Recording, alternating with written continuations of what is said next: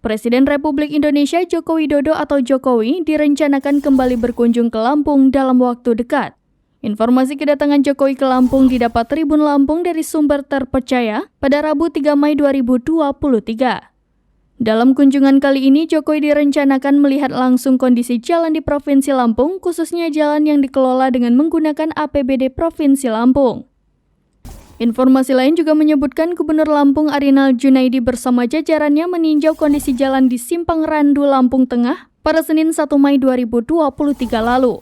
Setelah meninjau jalan tersebut, Arinal Junaidi juga akan mengadakan rapat internal persiapan kedatangan Jokowi. Arinal Junaidi dalam keterangan tertulisnya mengatakan pemerintah Provinsi Lampung akan bersinergi dengan pemerintah pusat dalam perbaikan jalan di lokasi tersebut. Jalan yang ditinjau disebut Arinal sudah masuk dalam prioritas pembangunan salah satu ruas jalan di Kabupaten Lampung Tengah, yaitu ruas Simpang Randu Seputih, Surabaya.